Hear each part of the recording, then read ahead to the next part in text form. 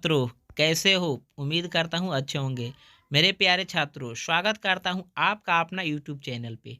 छात्रों, एक विशेष बात, अगर मात्र आप 1 से डेढ़ महीना में इंटर के आर्ट्स के संपूर्ण तैयारी करना चाहते हो और अपने परीक्षा में बढ़िया अंक लाना चाहते हो, तो मेरे चैनल के माध्यम से आप तैयारी कर सकते हो और बढ़िया अंक ला सकते हो। ये मेरा दावा है, क्योंकि मेरे कोचिंग संस्थान में जितने भी छात्र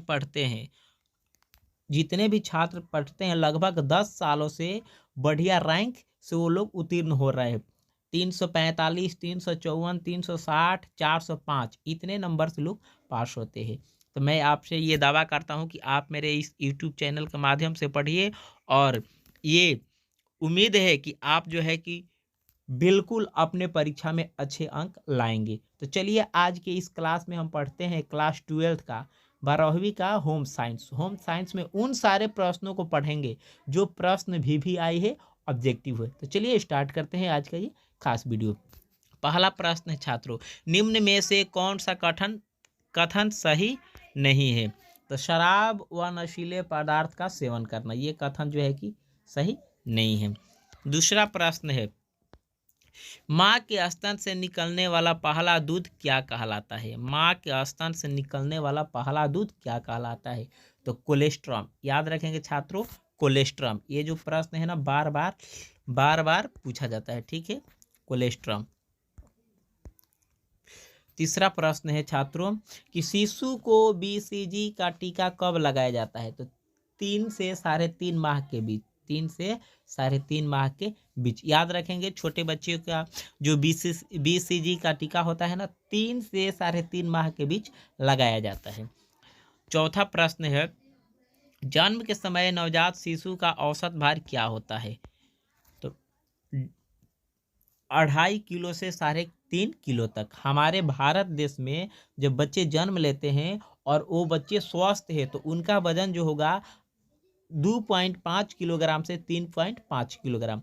अगर 2.5 किलो से कम का बच्चा जन्म लिया है तो समझ जाइए कि उसमें कुछ ना कुछ रोग है, ठीक है। पांचवा प्रश्न है, समान प्रसव में स्तनपान शुरू कर देना चाहिए आधा घंटा में। छठा प्रश्न है कि कौन सा हार्मोन केवल महिला में स्रावित होता है? कौन सा हार्मोन केवल महिला में स्रावित होता है? तो प्रेलिन जो होता है सिर्फ महिला में ही स्रावित होता है, ठीक है। 7 नंबर प्रश्न है, अस्थायी दांतों की संख्या कितनी है? 20। अस्थायी दांतों की संख्या कितनी है? 20। याद रखेंगे छात्रों। और एक प्रश्न आता है कि अस्थायी दांतों की संख्या कितनी है? तो 25 याद रखना, ठीक है, 25। 8वां प्रश्न है, विवृद्धि से अभिप्राय है। विवृद्धि से अभिप्राय है, क्या अभिप्राय है? तो संख्यात्मक विकास। 9वां प्रश्न है, वह कौन सा अंतःस्रावी ग्रंथि है जिसे मास्टर ग्रंथि कहा जाता है? तो पीयूष ग्रंथि। कौन सी ग्रंथि है? पीयूष ग्रंथि। 10वां प्रश्न है, निम्न में से कौन सा तत्व विकास को प्रभावित नहीं करता? तो धन किसी को बुरा लगता है छात्रों? नहीं लगता है ना, ठीक है, तो धन होगा।